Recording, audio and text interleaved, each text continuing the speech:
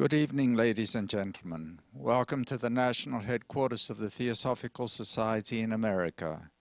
My name is John Josie. I'm the Director of Public Programs. And at this time, I ask that you silence your cell phones and other noise-making electronic devices. This evening's presentation is being streamed live, and so I welcome friends watching through the internet as well. To begin with, may I ask, who's here for the first time? Very welcome. And I'm so happy that there's so many returning guests, all very welcome. The Theosophical Society promotes study, meditation, and service. We encourage open-minded inquiry into the world religions, philosophy, science, and the arts. And we have a deep respect for the unity of all life. Our goal is to help people explore the spiritual path so as to arrive at a deeper understanding regarding the wisdom of the ages. Most importantly, we feel that this wisdom is not limited to any one tradition, and thus we offer programs from all traditions. I invite you to take one of our program catalogs, in which you will find the programs being offered during the months of February and March. These programs are also listed on our website, and there you can register for those that are of special interest to you. The Theosophical Society is a membership organization, and we are always happy to welcome new members and renewing members. It is a way of supporting the work that we do, and if you see value in that, consider joining. There are some side benefits of being a member, including being able to attend all Thursday evening lectures free of charge and receiving a discount for many of the other programs. However, that being said, I want to stress that everything that is offered here at the Theosophical Society is open to the public at large, and everyone is always welcome to come. Please come often. This evening, it gives me great pleasure to welcome once again a long-standing friend of the Theosophical Society, much longer than I realized. And she just told me that last time her daughter was here, she was carrying her daughter in her womb. Now her daughter is a grown young woman. So she's been absent for a while, but she's returning, and we are so pleased, so very pleased. Billie Topa Tate is probably known to many of you here, and that's why so many have come this evening. She's the founder of MSI Wellness Center. She is a Mescalero Apache and is dedicated to creating a sacred place, one person at a time, through the indigenous native teachings of her teachers. Topa Tate has lectured and taught at Northwestern University and the Cancer Treatment Center of America. Her work has been published by several magazines, and she is the author of several meditation recordings. And we do have some available here this evening. She is dedicated to being of service to anyone who is seeking wellness, mindfulness training, and spiritual growth. This evening, she will speak on A Native Guide to the Spirit World. Please join me in welcoming Billie Topa Tate.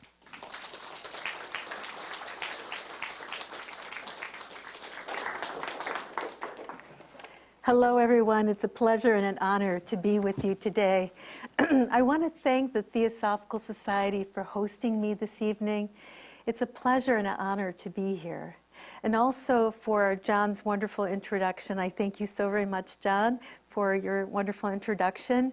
And for all of you to be here and all of our viewers that are out in the world listening to this wonderful lecture.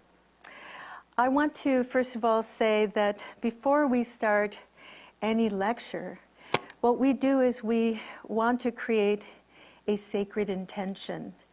As a Native American person, we believe that the Creator, the Great Spirit, provided us with wonderful insights about the energy world, the spirit world, and also this wonderful Mother Earth. So before we start, we always like to have a wonderful intention for our gatherings. And this started a long time ago. You know, when we first started in the desert, we're desert people. As a Mescalero Apache, we thrive in the desert. We love the desert. I'm here in Wheaton, and we have our place in Evanston, and it gets cold. And of course, you know, we say, okay, Creator, you know, this is where we're supposed to be. But we love the desert, and we love the heat because it's in our blood. We love that. So, but before we start our wonderful lecture, I would like to just make a prayer to the Creator so that we can have all of our wonderful helpers with us today. You know, we have our higher self, our wonderful guides. We call them the energetic resources.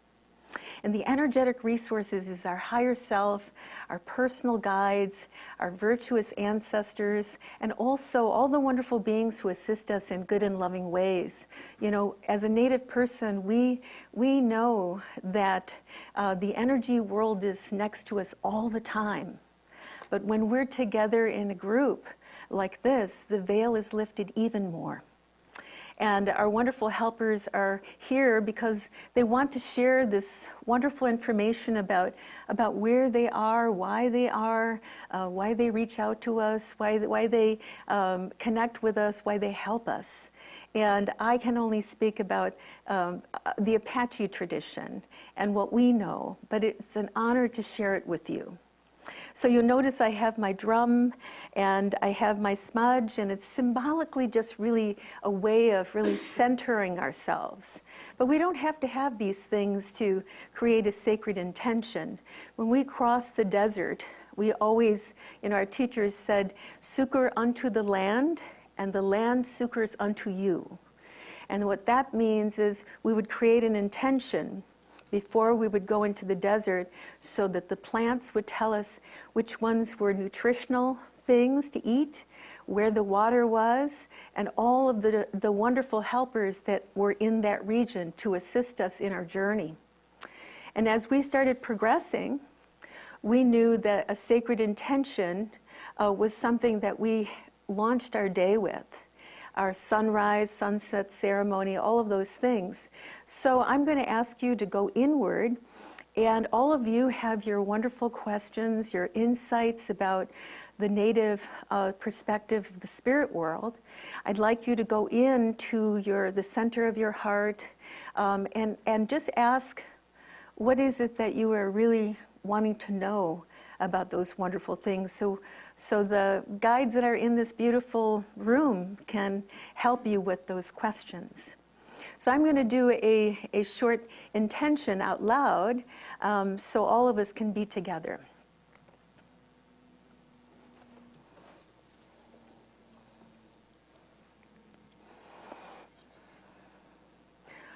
Wankantanka Oshimala Ochetelo Ochetelo.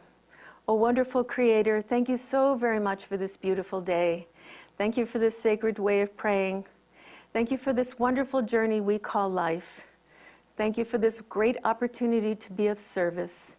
Thank you for this wonderful day and this evening.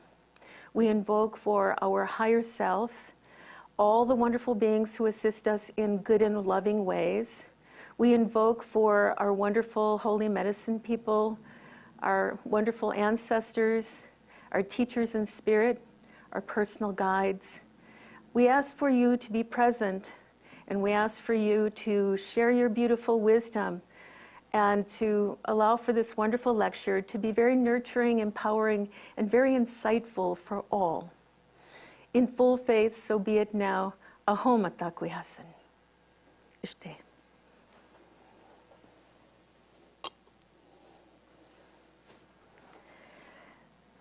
So a sacred intention was taught to us. There's an old story, a very old story about the Creator, the Great Spirit. And the way the old story goes is the Great Spirit gave us this beautiful Mother Earth. And decided to give the Nede people, Nede means earth people, that's the Apache people, decided to give the Nede people wonderful angels to mentor us, to guide us, to teach us. And these wonderful angels sat down and said, you know, there are these different ways of accessing the Creator. And we're going to give you some beautiful energy tools to help you to stay connected. They taught us about sacred breath. Sacred breath is being connected to everything in nature, the water, the trees, the air, the animals, all the kingdoms. They taught us sacred breath, sacred balance, but they also taught us energy tools. One of the energy tools that they taught us was ceremony. Now, we weren't the only ones in the world to be mentored by angels. All around the world, every culture was touched by these inner plane helpers that helped all the cultures to understand how to connect with the Great Spirit. For us, we learned ceremony. And ceremony was more about, vibration, sound, intention, all of those things. For me, the ceremonies were very, very important. I watched my elders as I was a very young girl to bring forth that beautiful energy through the drumming songs, the ceremonial songs, the intentions to bring these beautiful angels. I want to introduce you to, first of all, and this is just me saying hello. The ceremonies, we say that wisdom sits in places. And there's an old story that when the Creator made Mother Earth, fell in love with Mother Earth, and decided to walk Mother Earth, and invited all the archangels and divine helpers to walk Mother Earth. And as that happened, they sat in different places and infused the area with a great amount of qualities of grace, which allowed for sacred places on the planet to occur. This place where I have my chanupa, that's my medicine pipe, and my medicine bag. This is a very special place. My mother, Mama Little Wolf, and Papa Little Wolf would take me. When I was very young, we would travel up to the mountains of Hanaki, and we would say prayer. And also, there was a wonderful medicine man up there. And he would say, when he passes, please still come. I will still hear your prayers. So I remember that. This is Mama Little Wolf. She's the one that taught me a lot of the ceremonies. You'll see her on Saturday. We're doing a full moon native drumming here on Saturday from 1 to 3. She is wanting to come very much to meet everyone. She's a very wonderful teacher and has been my teacher since the time of birth. This is Mama Little Wolf and myself. And this is a very old, ancient medicine wheel that is very high above you have to climb up to a particular region. And this is, if you haven't noticed, this is Sedona. It's a very beautiful place, one of the most sacred places on the planet. There's a lot of native people up in the mountains that have done many ceremonies.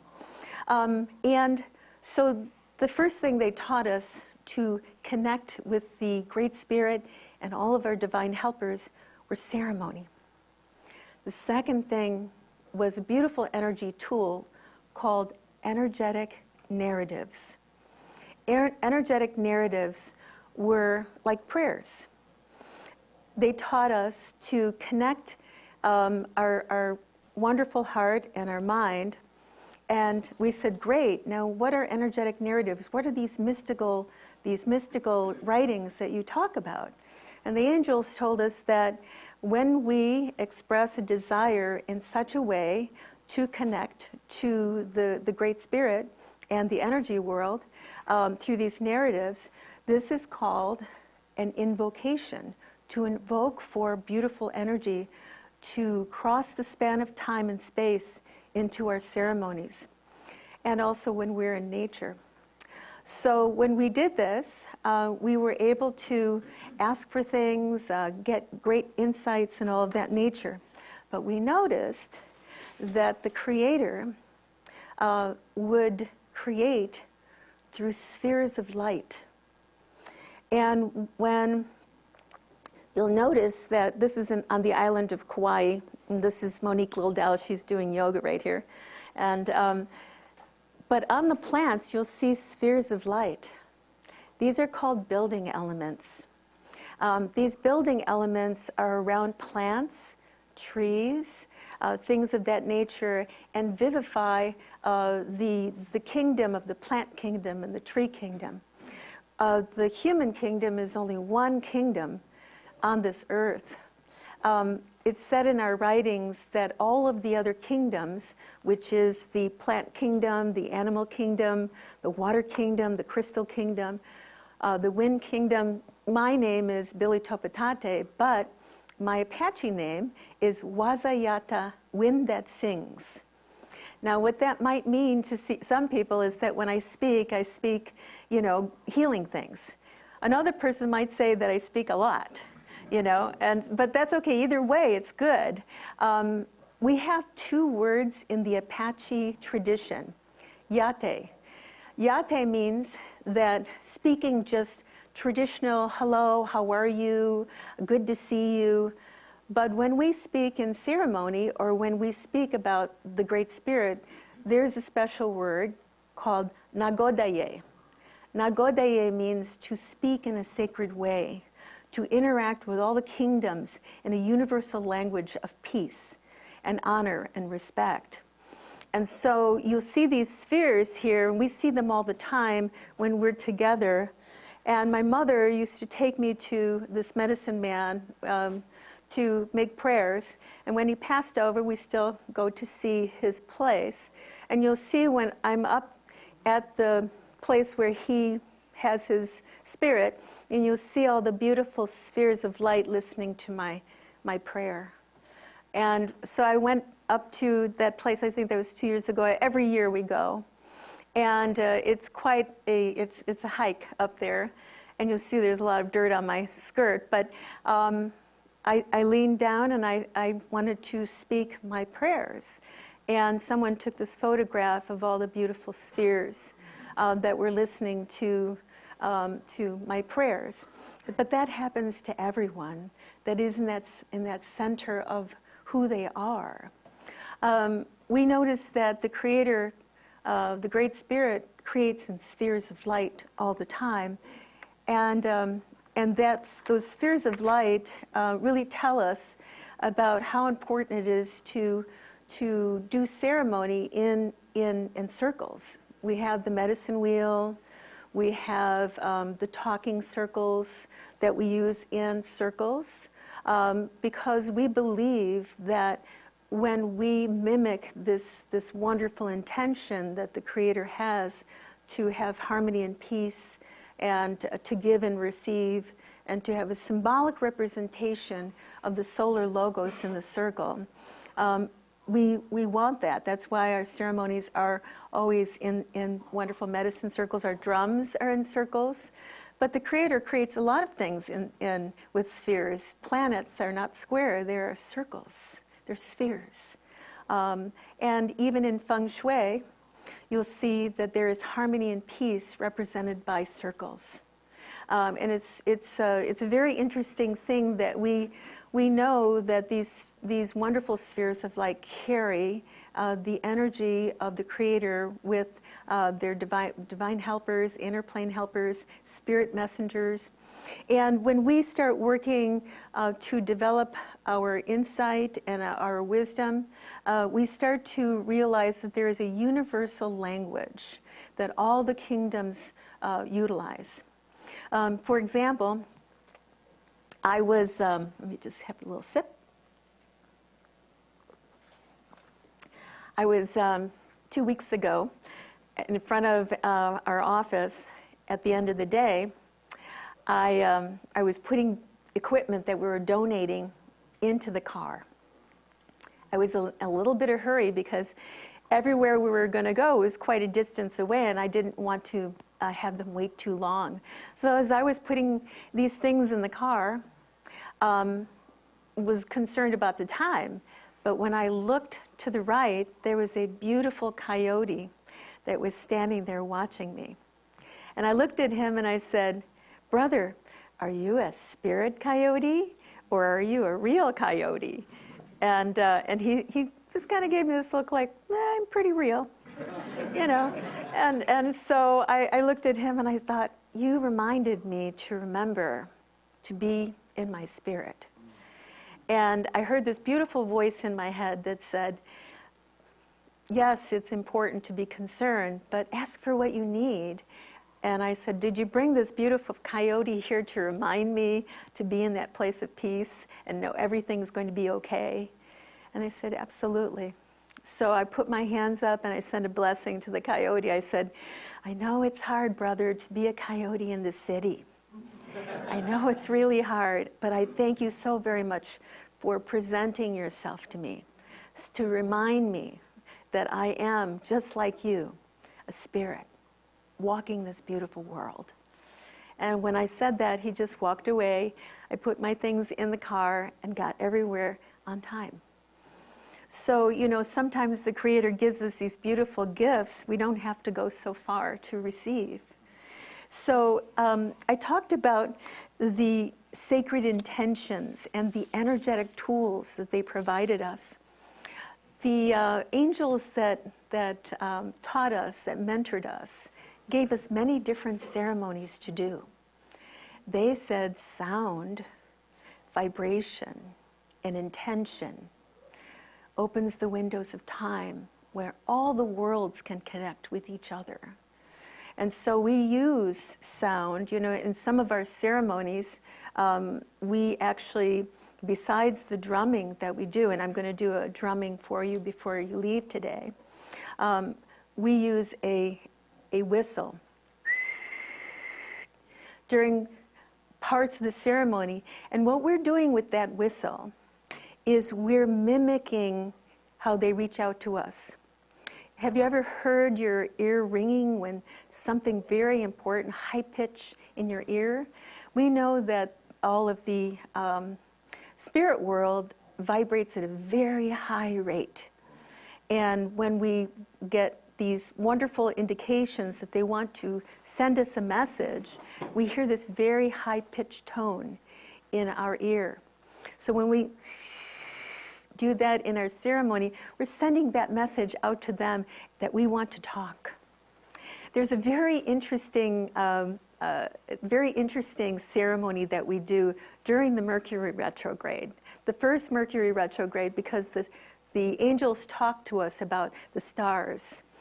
And what they said was, when these planets are in certain positions, they're bringing an aspect of an event to your life to transform it. And so we look at the Mercury retrogrades as a way of transforming something we wanted to present to ourselves at that time. So we have a ceremony called the Start Over ceremony. Right after the first Mercury retrograde, we do a medicine wheel ceremony, we do the drumming, we do the songs, and we do the whistle. We have the 4 directions that open the windows of time. And we say to the Creator, we say, okay, Creator, this is what happened to us. This is what we did. This is what we learned. And this is what we're going to do different. Is there anything else? And we continue to do the songs, and we get these beautiful downpourings of, yes, that's right. But you might have missed something. Let me give you this other piece of information. And so the Start Over ceremony is really a way of helping us to gain more insight. And as my teachers told me a long time ago, it is even more valuable to gain the wisdom from an event than the actual event. I always say that the event is just as important, but there's always these beautiful opportunities for gaining wisdom, which allows us to evolve. And that's the important thing. One of the principles that the angels said was that the Creator would like very much for anything that is past, present, and even future to be brought to its highest vibrational state. And that we are part of that through our journey. And also they are part of that. Their goal is to help us. And why do they help us? Because the Creator, the Great Spirit, would like us to not only experience this beautiful Mother Earth and all the kingdoms that are here, but also to evolve and to, according to our stories, the Great Spirit has brought us into this world and said that this is a learning place for you. You're learning how to move energy through you all the time. And different qualities of energy, and the goal of the Creator is for us to bring the light from where we were to here. And so we're learning how to do that. We're learning how to navigate energy through us, and we're learning how to administer it to ourselves and others. Others being plants, animals, people, our past, our present, our future, all of those things. So we are really, through our ceremonies and also through our what we call energetic narratives, connecting with the spirit world. One day, I was in meditation, and my wonderful teachers asked me to go to Bodh Gaya. Does anyone know where Bodh Gaya is? It is in India. And they said, one of your teachers is there, and you need to bring some things back. So I decided to go. I didn't know where I was going, but I knew I had faith in my guides. They talk to me all the time. They tell me, okay, this is probably a good idea to go make a right here or make a left here. So when I arrived in Bodh Gaya, I stood on the edge of this wonderful place where all these Rinpoches and the monks were. And I saw the energy coming into their crown chakras. And I thought, I've got to take a picture of this. So I decided that because these particular, you can't see it really well in this picture, but there are some of the beams of light that were coming from the crown up and down are white and red. And I asked my guides about that. I said, okay, so this Rinpoche here, he has this red beam, this beam of light extending upwards towards the sky. And I said, why is that one red and that one is white? And they said the red one is because this person and his family have developed their energetic connection to the Great Spirit as a family. The white one is a spiritual connection that was developed by the spiritual practice of that person. So the downpourings are the same, but developed in different ways.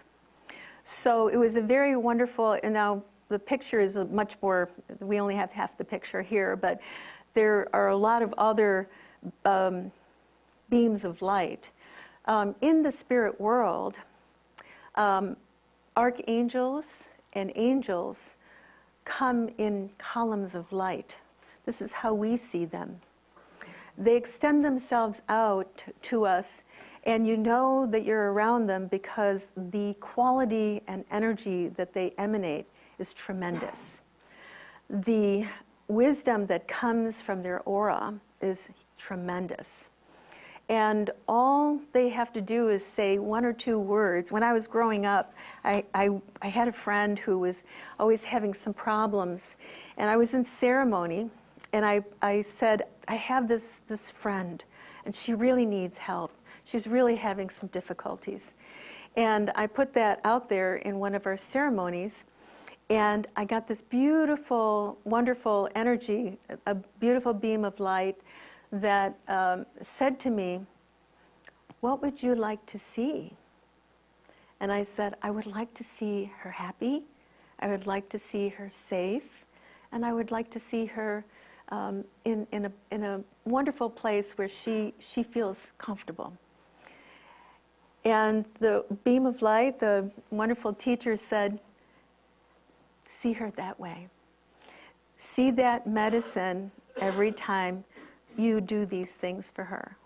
So when I thought about this person, I heard that voice that says, "See her in that medicine. See her in that way."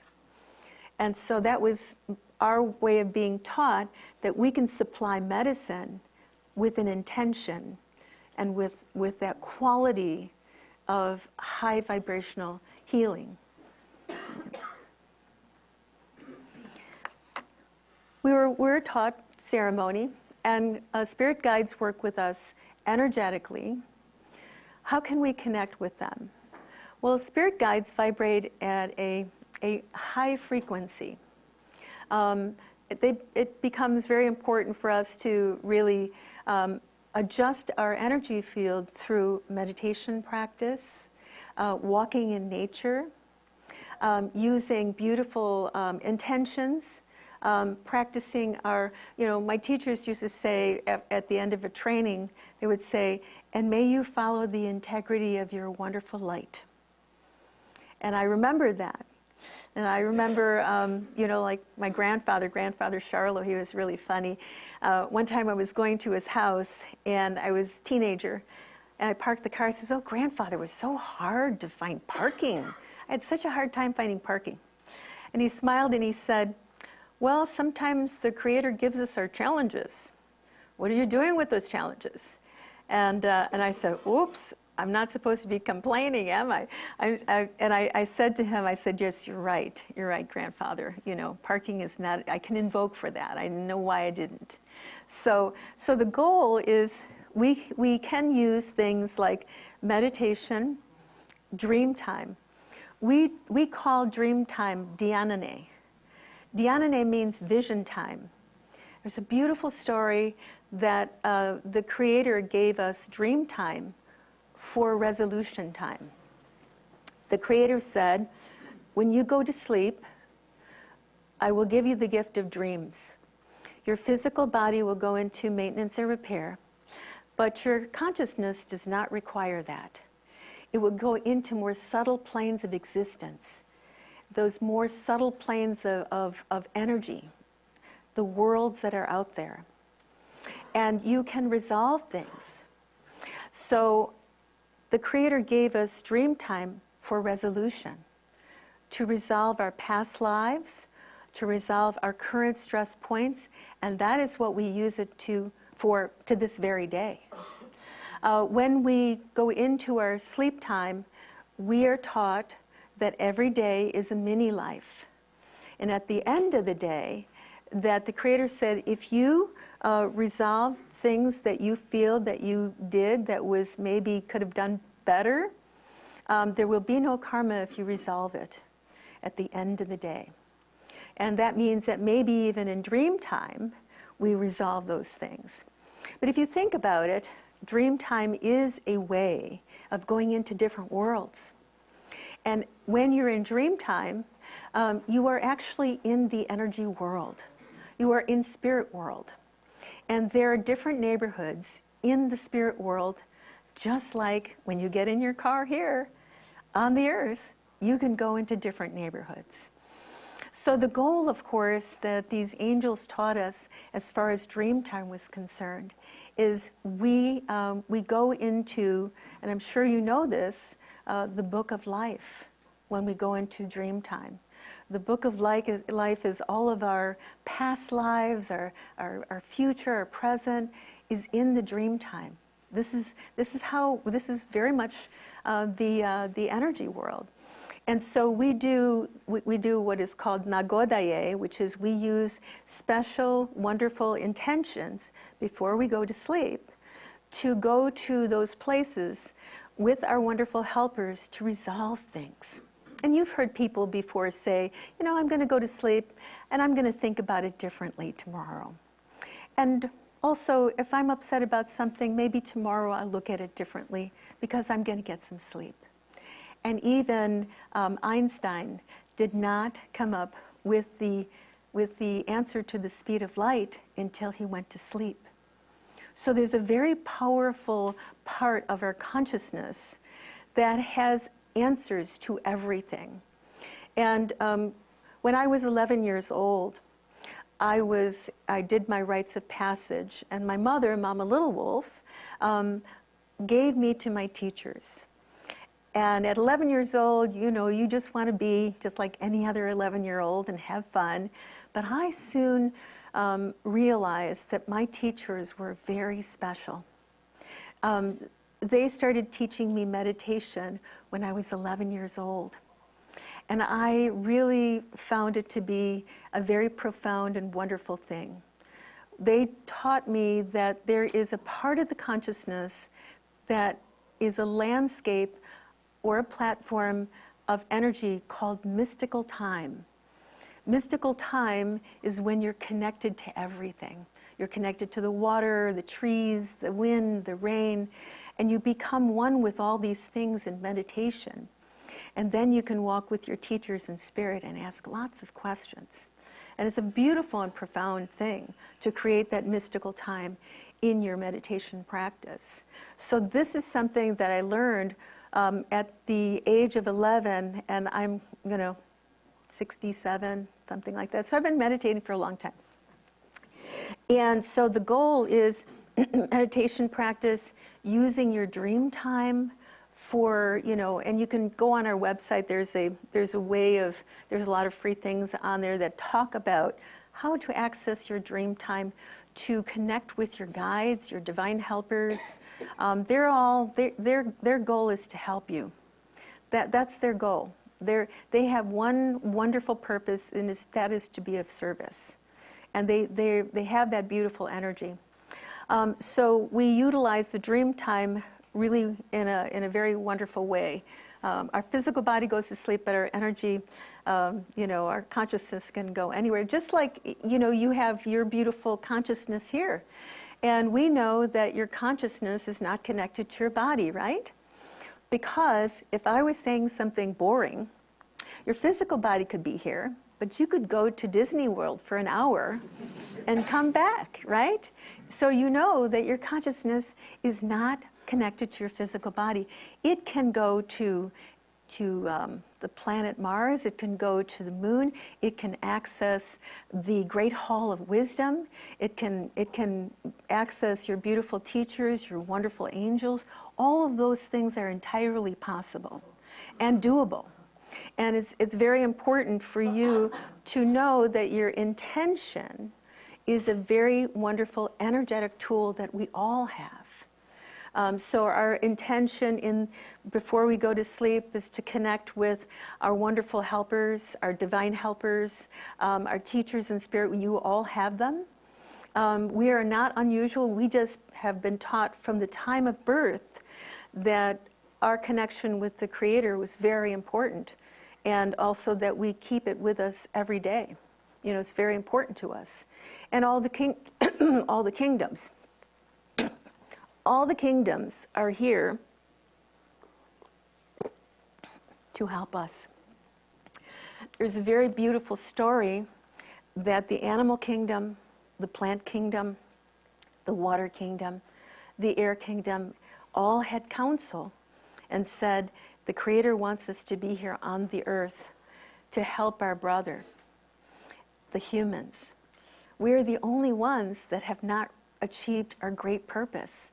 All the other kingdoms, in accordance to our stories, have already achieved their great purpose. They are here to inspire us. And if you think about it, animals are so wonderful. We do so many things to them, and yet they have such unconditional love for us. And a flower can inspire us. And if you think about it, people receive flowers, when they're not feeling good or if they've had a sense of accomplishment, and the flower inspires them, congratulates them, and we connect with that great purpose that they have. So they are all here to really help us. And they all talk a universal language of service. They're all here for that. So, dreamtime meditation, walking in nature, and giving back to nature is very important. But individual and group ceremony, you'll notice that we have our drums. And this was a women's ceremony. We were teaching them how a drum protocol. And what we do is when we're in the mountains, we raise our drums up to the Creator. We ask the Creator to empower our drums so that when we sing, that we bring medicine into the world from that place of light. And so the place of light is where, there's different neighborhoods in the spirit world. There's the place of light, there is the place of wisdom, there are places where the angels are developing vibrational states of healing from color, vibration, qualities. All of those things are in the energy world. And we know through our stories that the Creator gave us this wonderful consciousness for lots of reasons.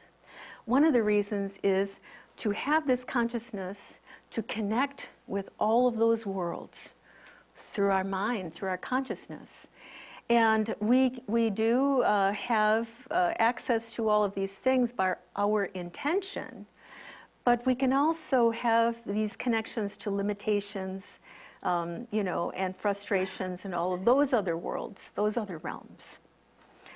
Our goal is to really learn to remember that we have this wonderful, great purpose on this wonderful Mother Earth. And that we are all what we call Toyoshpaye. Toyoshpaye means we are extended family. We are relatives. All of us are. When we do the ceremony called the Inipi ceremony, and we're sitting in this the Inipi is like this hut, and in the center is this pit where we bring stones from the river that are heated in the fire, and we bring them into the ceremony, and then we put sage and cedar, and we welcome these relatives. They're the oldest relatives on the planet. They know so much about everything because they've seen so much. They've been here longer than us. And so when we welcome them into the ceremony, we say hello, and through our ceremonies, they share with us things, wonderful things, beautiful things. And so we become more awake through the process of connecting with all these kingdoms, honoring them, respecting them, and speaking the universal language of the Creator. This is the picture, and you'll see there are more beams of energy that is coming from the person up towards higher frequencies of knowledge and energy, what we call, you probably call Shakti energy. Energy is significant. And the red ones are, as I said before, and when I took the picture, he turned around and he looked at me like, "You're taking a picture of me, aren't you?" And I said, "Yes, I am." And there was a beautiful Rinpoche there under they call it the Bodhi tree, where the Buddha sat in meditation. Well, one of I think they planted a small part of it there. And so you'll see that there's a building of energy at the top of the head that brings this beautiful energy into the crown center and allows for great insight and guidance for the other monks that were under the direction of different Rinpoches. This is my chanupa. This is my ceremonial pipe, and that's my medicine bag at the sacred place of Hanaki.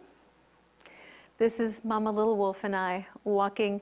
We're guiding people to another place up in a region where we would get wonderful sacred water that we would bring down from the mountains. She was a wonderful soul. You'll meet her on Saturday for the drumming.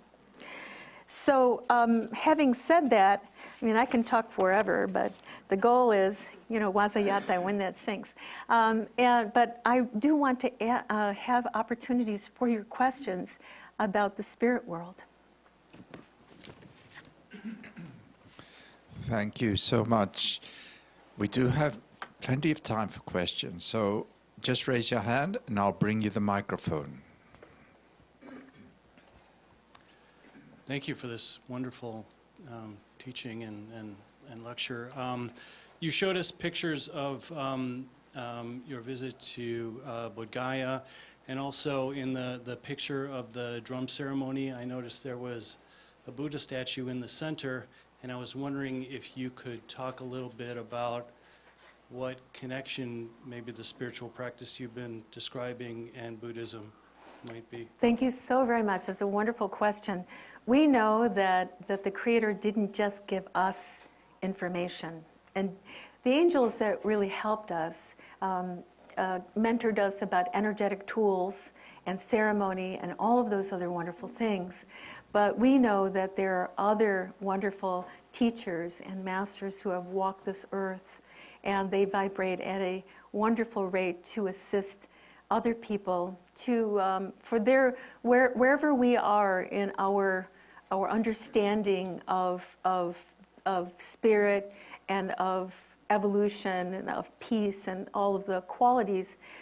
These teachers have been on the earth helping all of these people in that way. So it doesn't have to be the Native American aspect. I hope that answered your question.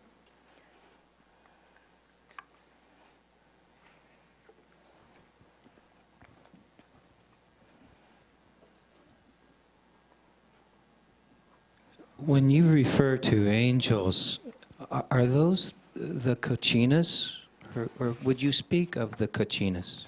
So thank you very much. So as a Mescalero Apache, we use Kachinas and other nations. We're not the only ones. The Lakotas and the Hopi, they all have their different variations of that. Kachinas really are a way of kind of mimicking a position of spiritual energy. And so just like, people use Buddha statues to use in meditation practice, our Kachinas really are a way of, helping us in ceremony to create a vibration, to lift the veils of this world, to allow for these wonderful helpers to come and to give us some insight or resolution or healing energies through our ceremonies. And anyone that has gone to our sweat lodges, they see these beautiful beings that listen to them and say, "You have come here a great distance. What is it that you want to ask for? What is it that you want to need? What do you need?" And they're so surprised to see that there is spirit. There are all these wonderful helpers, and and they know, everyone that's come with us on these wonderful adventures, know that when we are in ceremony, we are not only heard, but we are answered all the time. So the Kachinas are ways of really helping to create what is on the other side, these movements, the sounds, the songs, and also the images. I hope that helps. Thank you.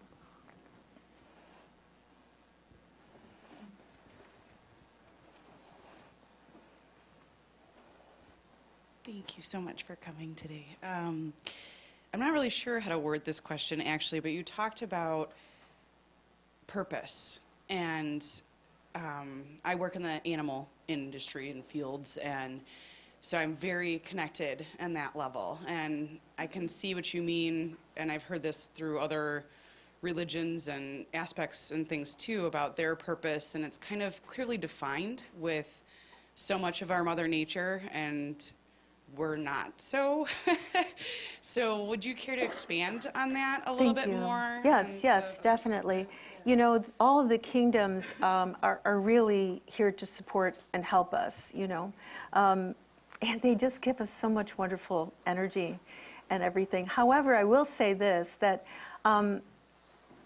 they are also guided by the angels to help us, to give us insight, just like the coyote came at the right time, to help me to remember I can ask for help.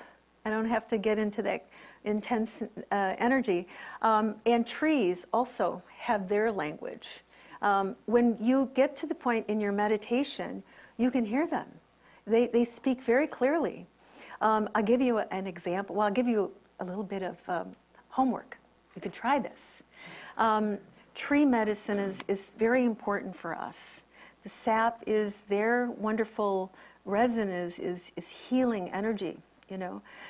And I remember after I was teaching a class last Sunday, I went by the water to say prayers and say thank you.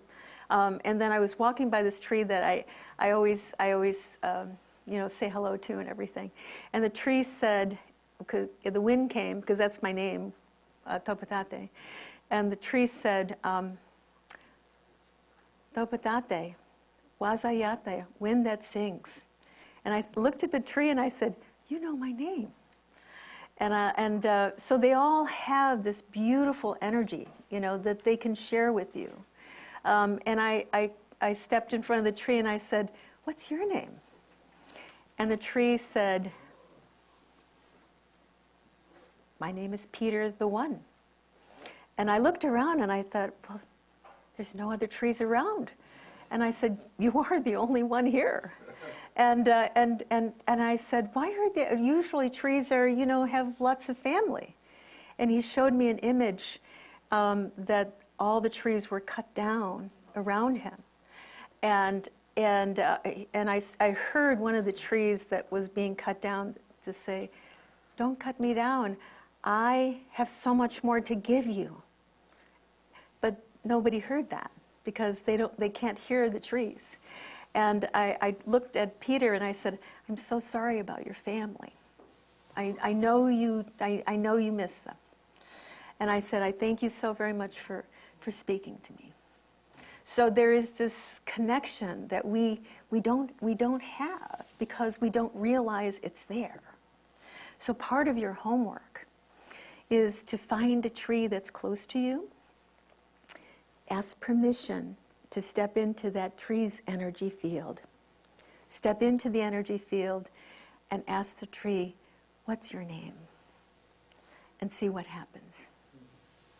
And that would be my homework to you, to see that there is this beautiful other world that is out there for you.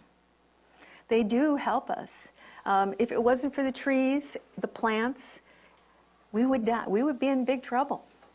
You know, we'd be in big trouble. They help us, they heal us, they guide us. All of those things is really wonderful. I hope that answered your question. Yeah.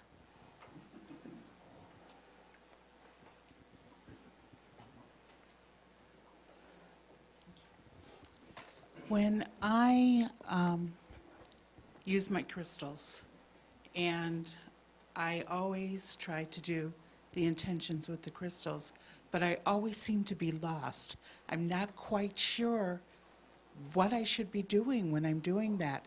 And so I was wondering if you maybe can give us a couple examples of intentions when we're trying to reach our spiritual guide or when we're trying to put that out into the universe. It's a wonderful question.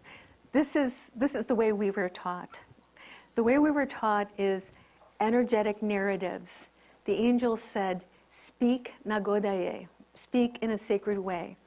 So when you hold your crystal, you say, by the power of my good merits, I invoke for your beautiful, your wonderful energy and your wonderful energy to provide healing for myself and others. You see, one of the most important reasons why angels cross the span of time and space to help us is to provide qualities of healing, wisdom, insight for us, because that's what the Creator wants. The Crystal Kingdom is a very powerful kingdom. They've been around for a long time, and they are constant conduits of energy. and they are liquid spirit. So they really can enhance your hand chakra. They can help to do a lot of things. So just by you acknowledging and asking, is there something that I can do to help you and I connect in a better way, in a good, profound way? And doing meditation with the crystal is a really good thing. They'll speak to you. I hope that helps you. Thank you again. I just wondered, those of us that have not had the same background as you, is there certain ways to engage these different kingdoms? Is it by invitation? Is it intention, meditation, that's such a or great what? question. Okay, so remember I said that I was, at 11 years old, I was handed over to my teachers, and they were wonderful. And now they're in the spirit world, and they're even more wonderful because I can talk to them all the time now. So I decided that I was going to talk about these energetic narratives, the way of developing a connection through our intentions. So there are things in my book, I just finished this book, and it talks about, the start over ceremony. It talks about Nagodeye, the way of asking for, a connection for great insights and resolution. So that's and this is one of 3, because I'm working on the next one and the next one, to really kind of help people to get that connection. You see, when I was being taught by my teachers, I was very young, but I knew that it wasn't just for me. It was that I was supposed to go out there and to help others connect in such a good way. So, I would suggest that maybe you look at the book. We have them here. And also just your wonderful want and desire. You have wonderful guides that help you. So the thing about asking is you must go into what is called sacred breath. And sacred breath means that you adjust your energy field through your breath and connect with some aspect of nature. The easy one is to really think about water, the ebb and flow of the water. Allow for your breath to connect with that, and then express a desire to be connected with your higher self and your guides. And then ask a question. When you ask a question, come back to the breath, because that breath is going to adjust your aura so that you can hear very clearly, that wonderful connection. And succor unto them, and they succor unto you. In other words, when I get up in the morning, I say, I am so happy all my guides are with me. I give you permission to help me, to guide me. And I told them, I told them this morning when I was doing my morning ceremony, it's going to snow, what's going to happen? And they said, don't worry about the snow. Just invoke for a beautiful evening, invoke that all things will be well, and that everyone that comes enjoys and receives what they're going to be receiving in a good way. And so I said, okay, I'll invoke for that. That sounds good to me. And so, so there's always this connection with the breath and the intention. So that's what I could tell you. I know that I've been raised in the Native American way, and I understand that. I've been very fortunate in that way. But I'm really here to help others to get that connection too, because we need to connect so that we create a sacred place within all people. That's really important. My teachers used to say that everything is about relationship. A relationship with our trees, our animal kingdom, our plant kingdom, with other people. However, the most important one is the relationship we have with ourself. And so that is always a part of the journey. So succor unto them, and they succor unto you. So I hope that helps.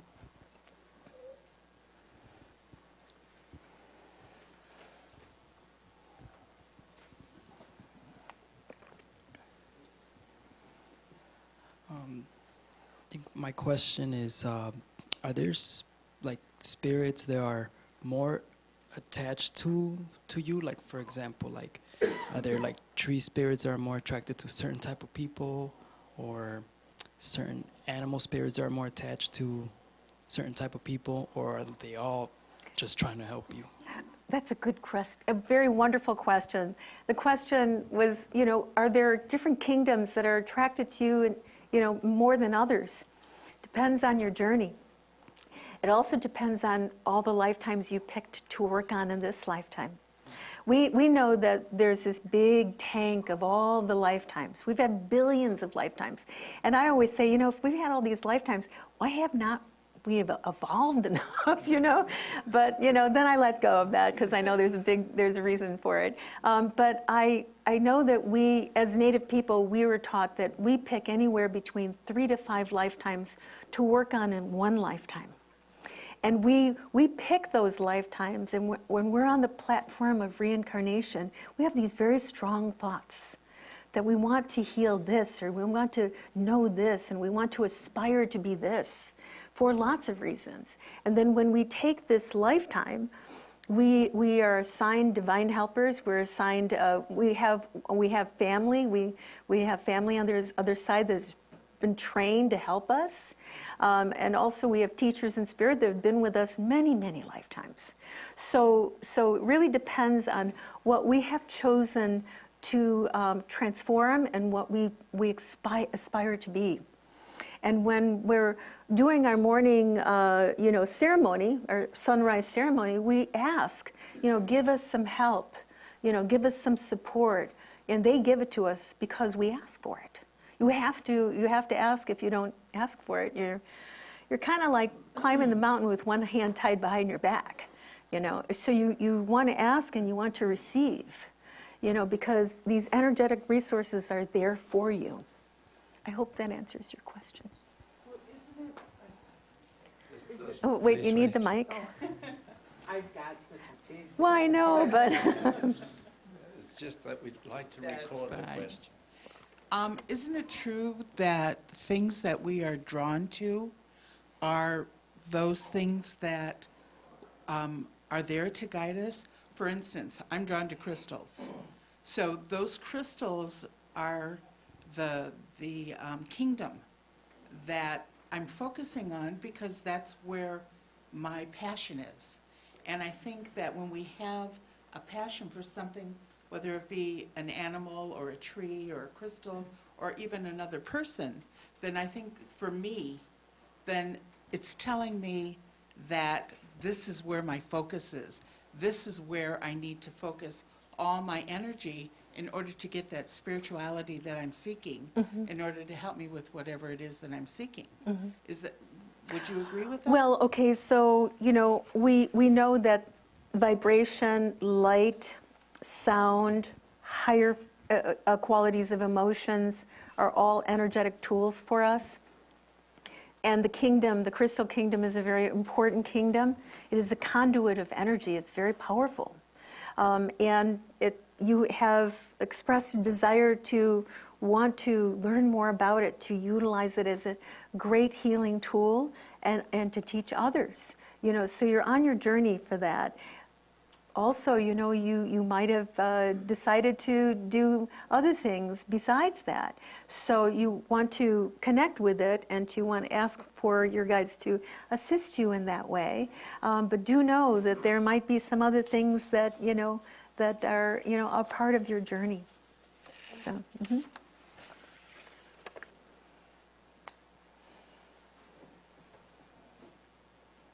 There's one over there, Jen. And then I'm going to sing a closing song.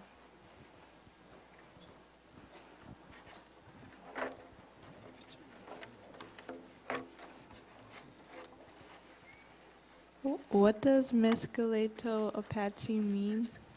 Mescalero is a name that has to do with the desert and the earth. So, yeah. Thank you. Okay. Well, maybe we're done with the question. Any more questions? Looks like they're all very happy. Okay, so I'm going to do this. Thank you, John. I'm going to do this closing song. You know, as I said before, you know, when we speak in a sacred way, the energy world is close to us all the time, but when we do this, the veil is lifted even more. And what I would like you to do is I would like you to close your eyes. I'd like you to go inward and go into that sacred place. Ask for what you need, relatives, because it's very important for you to ask. I'm going to sing a song about the Red Road. It's a good song. And it was sung by David Swallow. He's a wonderful elder on the Pine Ridge Reservation. So I'd like you, relatives, to take a wonderful deep breath in through your nose and take it all the way down into your lungs, the house of sacred breath. And then exhale through your mouth, just releasing and relaxing. And again, breathing in through your nose. Breathe in the breath of life, relatives. Breathe in. And then exhale, just release any tension in your body. The last breath is to bring in that spirit breath. Bring it into your lungs, relatives, and just allow for that to be your beautiful breath. As you release the breath, just relax the breath. Relaxing the breath relaxes the mind. Relaxing the mind relaxes the breath. And I would like very much for you to make a prayer for yourself and make a prayer for your family.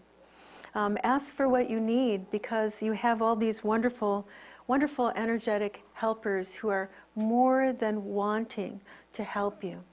Open your heart and your mind and just ask for what you need.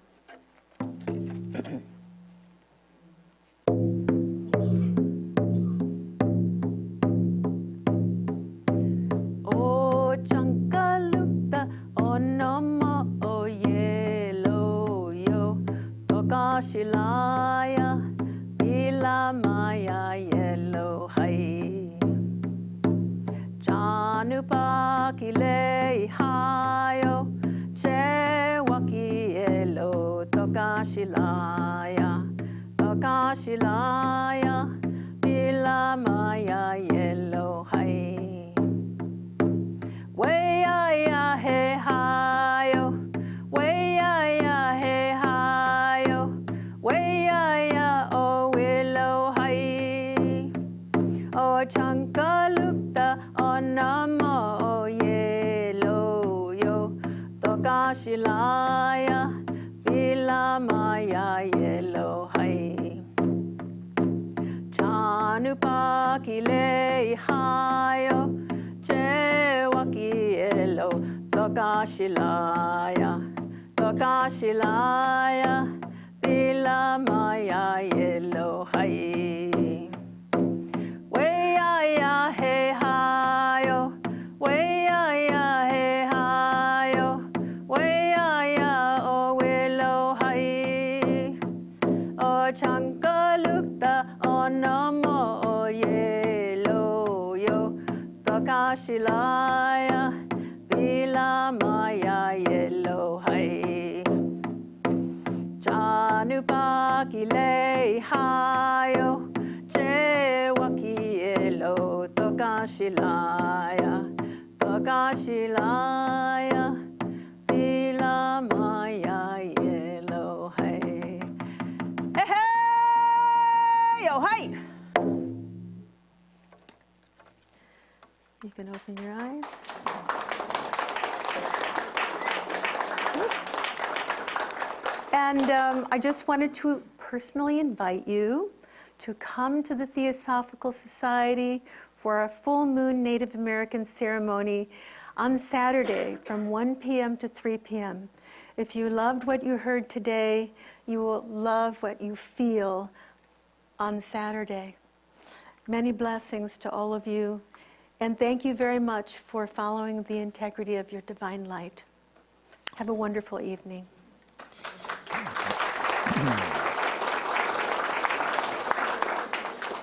Thank you, Billie Topa Tate. That was absolutely beautiful. And she even did my announcement for me, which is what I was going to do at this time. So Saturday afternoon, 1 to 3 p.m. If you'd like to participate, please go to our website, and there you can register for it. And I always encourage you to pre-register. It's cheaper. Also, it tells us how many people are coming so that we can set up the auditorium appropriately. One other announcement, Thursday next week we will have with us Pablo Sender, who is a very good friend of the Theosophical Society. He used to live here, he has taught here for a very long time, and he is currently resident at Crotona, but he will be coming next week to spend a week here, and Thursday he's giving a talk on a cosmic perspective on human consciousness. I invite you all to come, listen to his talk, and if you're thus inspired, also attend his one-day workshop, which will be on the Saturday of next week. Thank you all so much for coming this evening. Thank you, Billy. I really love that. Please stay and have some refreshments, and of course continue discussion and conversation. Have a look at the books, the tapes, and if you'd like to, I think there is a place for them to give you their email address if they want to be on a mailing list. All of that is on the table, and please come again next week. Thank you.